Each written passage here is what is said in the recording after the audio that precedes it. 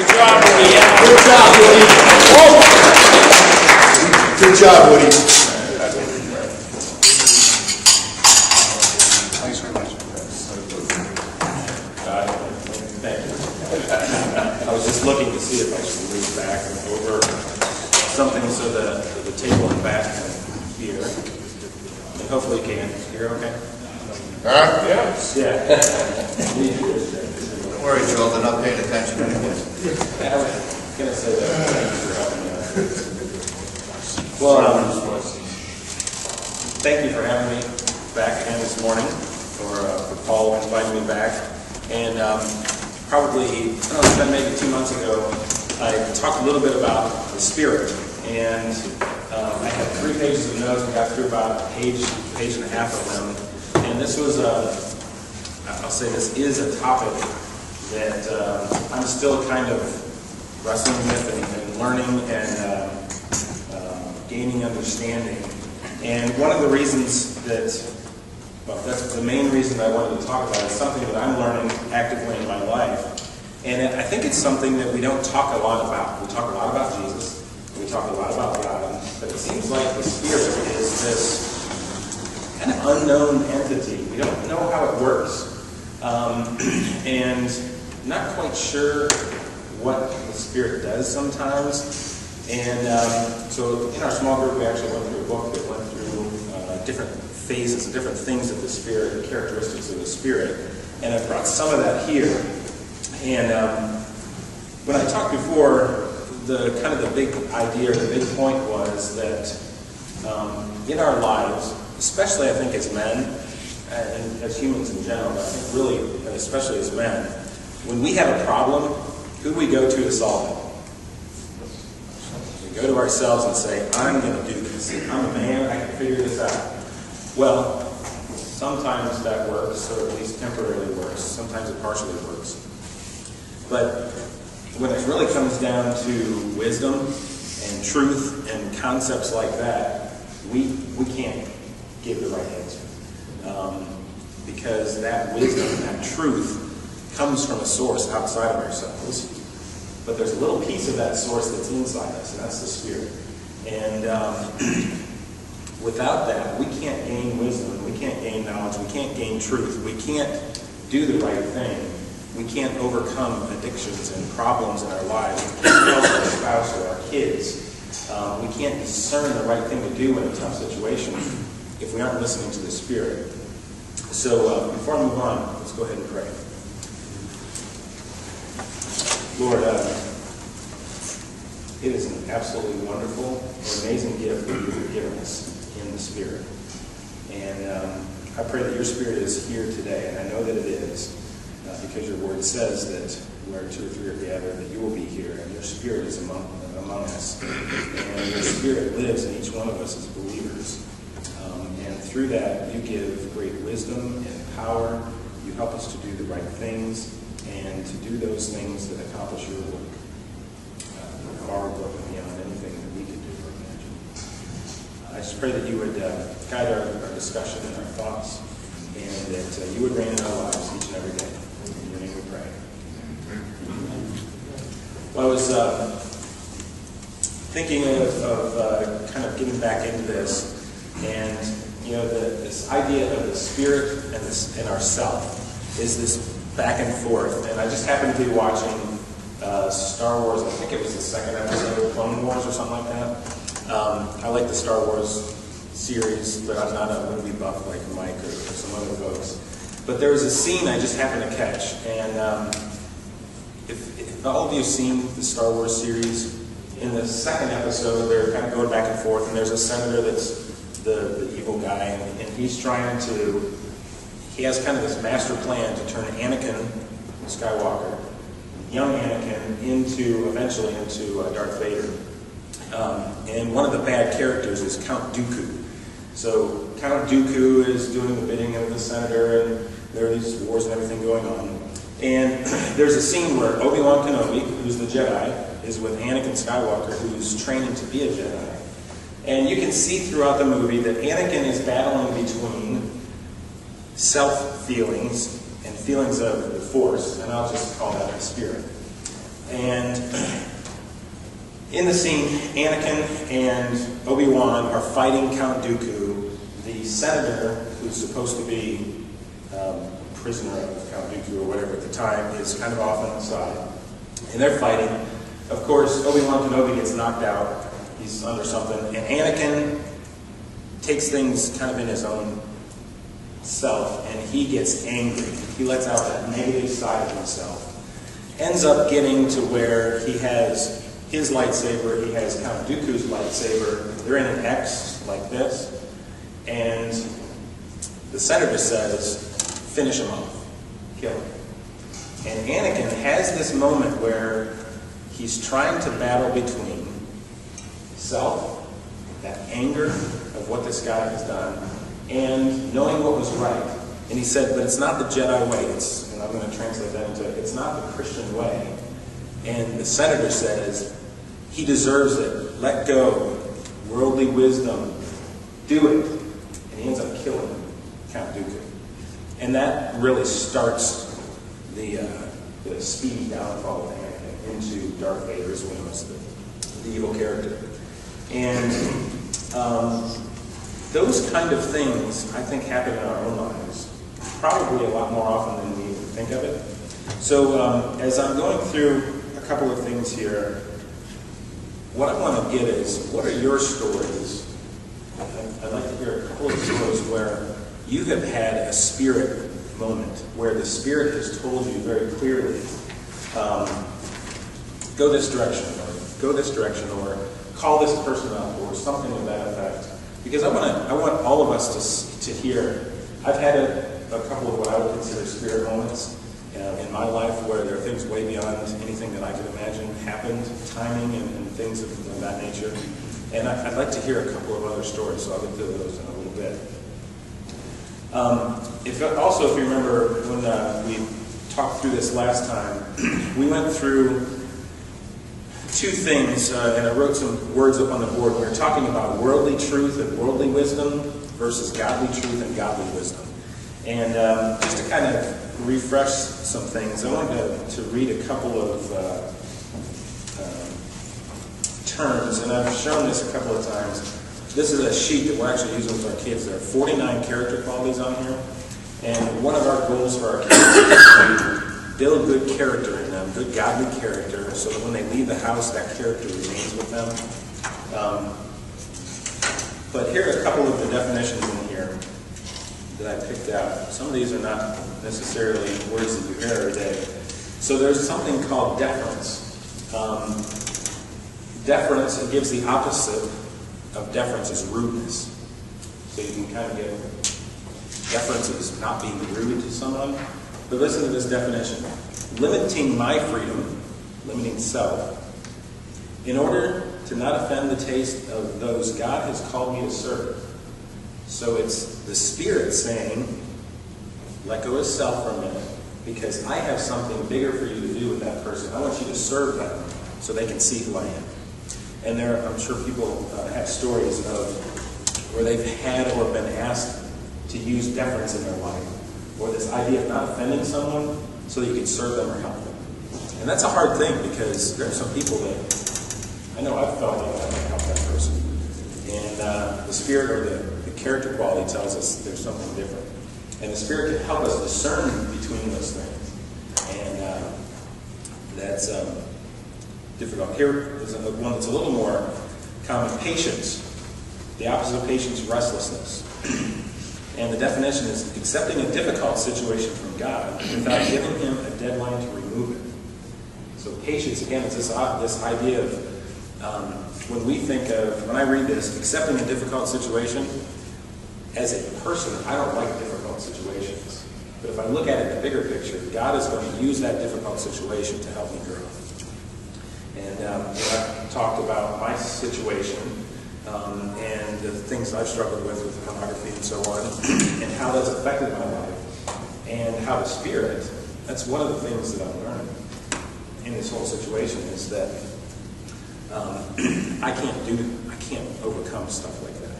You can't overcome stuff like that. You can't overcome anger. You can't overcome rudeness. You have to let the Spirit do that, because the Spirit can teach you the right things to do and the right reasons why. One more here is meekness. Not a word you hear very often today. Meekness, if you went and asked 100 people 10 character qualities that you would want somebody to have, I would bet meekness doesn't come up on many people's list. It's listed here as the opposite of anger. So one way to, and Anakin got angry. He let his anger come through rather than being meek and saying, I'm not the judge here, let somebody else judge. Yes, he's a dangerous person, but I have faith in God and the Spirit of the Force to do the right thing. I don't have to take that in my own hands. And so meekness is yielding my personal rights and expectations to God. And that's, again, one of those situations where we have to, when the Spirit asks us to do something, oftentimes it's not convenient. It's not like what we had on our checklist. I don't know if any of you have checklists in the morning. I've got checklists all over the place. I've got checklists and so on. And if it's not on the checklist, man, it doesn't happen that day, oftentimes. So you do it, and then you add it to the checklist. Yeah, you add it to another checklist. So when we think about truth and wisdom, a lot of it boils down to not thinking through worldly eyes, but thinking through spiritual eyes. Along with the Spirit giving us truth and wisdom, it also, and there are several scripture verses here, it gives us, He reveals things to us. So the Spirit has this characteristic of providing revelation and understanding that's beyond what we could have understood ourselves. And a couple of verses here. Galatians 5:16. So I say, walk in the Spirit, and you will not gratify the desires of the flesh. And Luke 2:26. It had not been revealed to him, it had been revealed to him by the Holy Spirit that he would not die before he had seen the Lord's Messiah. So there are some revelation, and those revelations oftentimes drive people for years to do something or to wait for something or drive to something. We were talking about missions, and that's a revelation. The Lord revealed to Pete and revealed to the other young lady, I don't remember her name. Bethany? Bethany, yes. Almost her second daughter's name. But there's a revelation process there that something that we never would have dreamed of and that never would have thought of is revealed to us. It's given to us through the Spirit. And our role, back to the kind of the big idea before, is to let go of ourselves and let the Spirit take over and then just follow what the Spirit's asking us to do. Easier said than done, but certainly a desire that we should work toward. Another evidence of this in 1 Corinthians 2:10. These are the things God has revealed to us by His Spirit. The Spirit searches all things, even the deep things of God. And when I read the first half of that, I was actually thinking of even the deep things of ourselves. The way God knows us, and the way He knows, the way at least I interpret it, the way He knows how many hairs are on our head is because the Spirit is part of our body, and the Spirit knows. And that's our connection point. Again, if you remember, I drew a circle that's you, a circle that's God, and the connection point is the Spirit. The revelation of what God is looking for. The Spirit is inside us and reveals that. And then there were two circles of you and another person, whoever that is. The Spirit is our connection point between them. So when we communicate with people, I think one of the things we don't do well is communicate to other people through the Spirit. And that's kind of what prayer time is. And there's a difference between saying, help my friend with whatever, and saying, help Rob with whatever. Spirit, work through Rob to accomplish this thing. I think there's a difference in that. That Spirit connection is something that I don't think I've recognized in the past, but I gave the example of there was a situation, my wife and I were in an argument, or debate, whichever you want to call it, and I went off and felt like I needed to pray, and looked at a psalm or two, and as I was reading, this thought kept popping in my mind. I'm like, that's ridiculous. Discarded it completely because it seemed ridiculous to me in my own wisdom. And kept going. I was praying, doing some other things, and kept coming back. I went and did some emails on the computer that kept hitting me. So I went and did this thing that I thought was ridiculous. And wouldn't you know, my wife said, that's exactly what I need. And I would have had no clue, no idea that that was actually something that she needed at that time. I actually thought it would offend her if I took that action, and I actually did. So that's one example of where the Spirit revealed something to me, but I was in the Word and I was in prayer when that revelation happened. I think that's where we most often are alert enough as individuals that we can see it and that we can listen and hear. But I don't think we're limited to that. You could be driving along I-90, well, stopping and going along I-90 would be probably more appropriate, and you could get revelation there. You could be in the middle of the night. I've awakened in the middle of the night and just had this thought. Maybe you could describe it as a revelation. One other story I want to tell, and then I want to hear other folks' stories. I may have relayed this in the past. Some of you may have heard it. But April and I were married for about 3.5 years before we had our first child, Braylon. And we had been trying actively to get pregnant during that whole time. And up to and including going on some, I'll call them low-level or first step, second step kind of fertility medications and going to fertility specialists and all that stuff. And there was this drug called Clomid. And at the time we were told, after 6 to 9 months, you should probably go off of it for a while, and then you can go back on at a later point, but not to do it too often. It's not good for you. And April and I were just kind of at wit's end, or disappointed that this wasn't happening. We really wanted kids, and both of us were really had this desire and felt like we were just having a real difficult time. So we prayed about it, and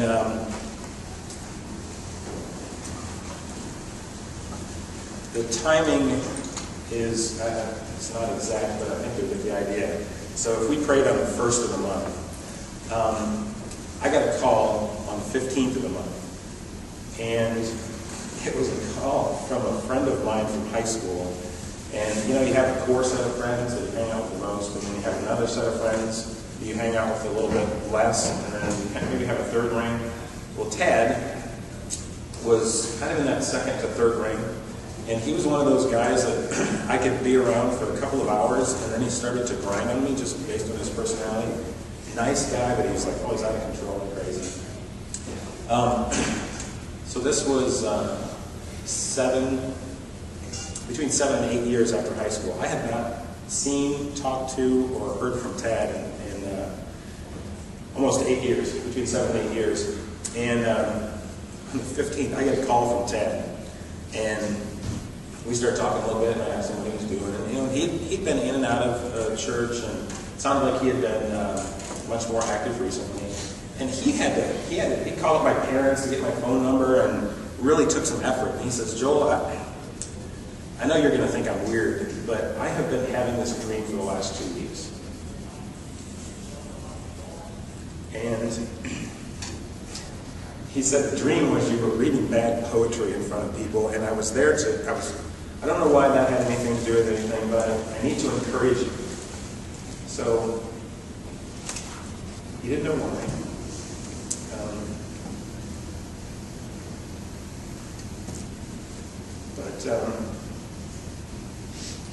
In that case, he was listening to a revelation that God had given him through a dream to just make a call and give us encouragement.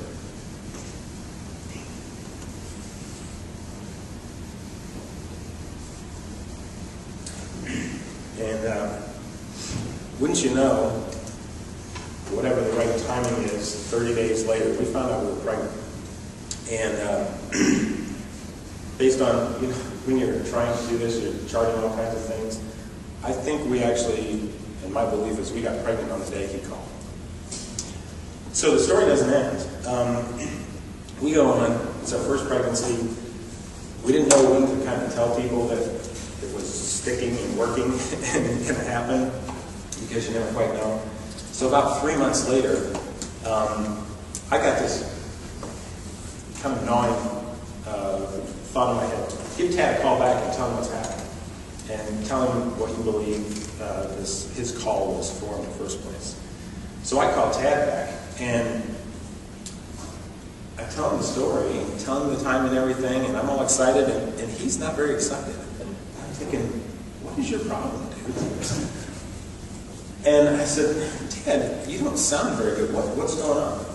And he said, I just lost my job, Dad. So I guess it was my turn to call back and encourage him. And that to me is a perfect example of how the Spirit can do things that we have no idea, no power to do, and no knowledge to do. But that he somehow connected Tad and I for that one or two events just to get us to the next step, to get us to the goal line, or whatever the case was. So what are some stories or some experiences that you have? When you have any that come to mind?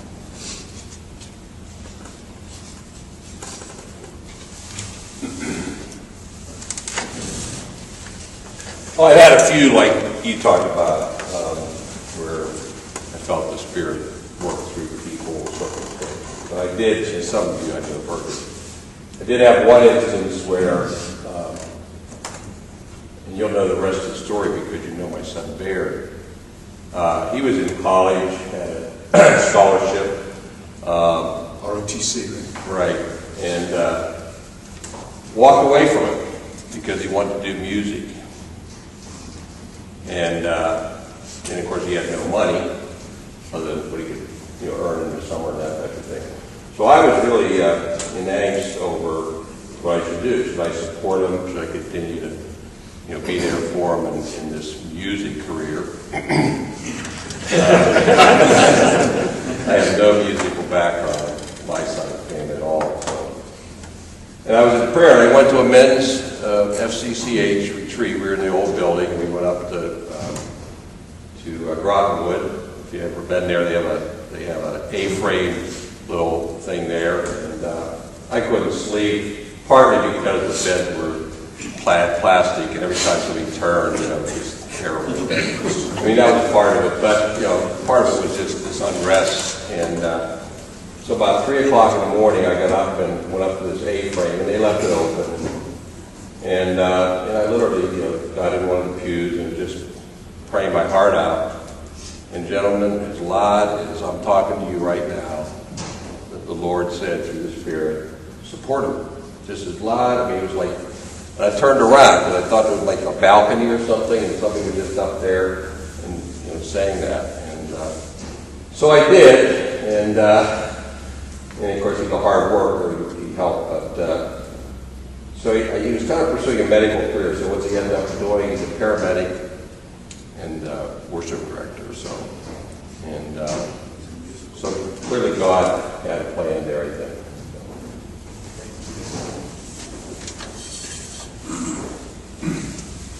And that's a great example where my wife has had an experience where she felt like somebody was vocally, audibly speaking to her. Right. Oh, it happened once. Yeah. For me, anyway. It happened once to her, and we have a child named Blake now. Said you'll have a son, name him Blake. So we did. Does anybody else have a situation?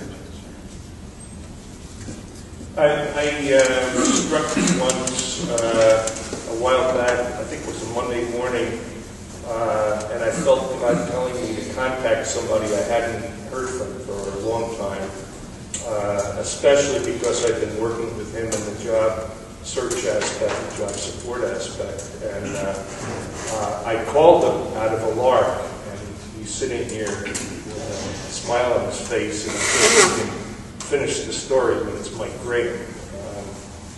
Mike, you want to finish the story? Yeah, I'll try to remember what the circumstance Rob was talking about. So, actually, I think the actual story was Rob had his cell phone number, he didn't know who it belonged to. Oh, that's right. Yeah, that's right. We called his cell phone number was my cell phone. And I had just lost my job 2 hours earlier. And, you know, Rob called me out of his job support ministry, and I'm like, wow. So I said, Rob, you know, we just spontaneously prayed. And that night, a friend of mine called me up who I worked for 10 years earlier. That night, he called me up and said, what are you doing? I said, actually, now that you're calling, not much since this morning. And he said, why don't you come see me in my office tomorrow morning? I got something for you to do. It turned into a year-long consulting engagement that kept my family financially solvent while I was around for something more important to do. To just even follow on to the story that Rob just told, that consulting engagement gave me the skills that I needed to get the job that I have now with the city. So, can you imagine how God works? Thanks to a guy with no cell phone number. The spontaneous prayer. And the spontaneous prayer that we have. Yeah, it was the prayer. Isn't that cool? Yeah. It's unbelievable. I mean, And how many people would have taken that number and gone, I don't recognize that. Just toss it in the trash. Rob actually probably got a feeling, I need to call this number. And he just called it. He just followed along. Obedient. Yeah. So, yes. Just tying on a little to that, I do a lot of prayer ministry and stuff. And I've got a couple of occasions where God has really pushed me to call somebody. And I use stuff like that. And on 2 occasions, it kept coming to me. And I ended up calling the person and see how they were doing and pray with them. And they just, when I get through, they just thank me so much. They were at a point in time they were discouraged for whatever reasons, a couple of different reasons I won't go into because of who people are. But just pushing me to call somebody and just check on them. If you get that feeling and it keeps coming back, do it, because like I've had a number of occasions where I've called them, see how they're doing, something's going wrong or something's not going well, and pray with them. And then after they get through, they just thank me so much because they needed it. Well, I'm glad you guys stood up and gave those, because it gives us a sense, and it gives us a confirmation that the Spirit's working today. And that, I know these guys a little bit, and I know myself, I'm not special. Not to put you guys down, but you're not special. What do you mean? No, wait. They have some special needs or things like that. We're just regular guys. We're not Billy Graham or some pastor of a 7,000 person church that has all those people. These are stories that have happened to these folks. That have happened to me. And I think that's pretty awesome. There are 2 other points I want to touch on quickly before I'm going a little bit more there. But the Spirit also helps us in this idea of following direction, following the Spirit, and giving up self. There's another thing. He gives us grace through the Spirit, and He gives us freedom. And I know in my struggle and people that have had addictions and difficulties in their life, where you're trying to overcome, or you're trying to build a character quality in yourself of meekness or patience or calmness or whatever it is, that there's freedom in the Spirit. And in 2 Corinthians 3:17, it says, "Now the Lord is the Spirit, and where the Spirit of the Lord is, there is freedom." Oftentimes, when you think of, from that worldly perspective, guidelines and rules and policies and expectations oftentimes translate to us as boundaries, as negative, not as freedom. But there have been studies done with kids, and if you put kids in the backyard of a house with no fence, they'll stay very close to the house. But if you put a fence around that exact same backyard, they will go to every square inch of that yard and utilize it. Because within that fence, there's safety. And that safety gives you freedom. And that's the idea of the Spirit. in the Spirit, you're doing the right things, you're in the protection of the Lord, you're in the protection of the Creator of the universe, you ought to feel safe, and there's freedom in that safety. So, also, if I can get it here quickly, Romans 8:15. I just have nothing to read. I didn't write it down. 15 says, "The Spirit you received does not make you slaves, so that you live in fear again. Rather, the Spirit you received brought about your adoption to sonship, and by him we cry, Abba, Father. The Spirit himself testifies with our spirit that we are God's children. Now, if we are God's children, then we are heirs, heirs of God, and heirs with Christ. If indeed we share in his sufferings in order that we may also share in his glory." So you hear that. The Spirit testifies with our spirit. So you hear that connection again, the idea of the bubbles. That Spirit connects us there. And that we're not slaves. There's freedom in following the Spirit. The last thing is that we receive power through the Spirit. And a couple of verses, Ephesians 2:18. "For through him we have both access to the Father by one Spirit." In 1 Corinthians 6:17. "But whoever is united with the Lord is one with him in spirit." 1 Corinthians 2:12.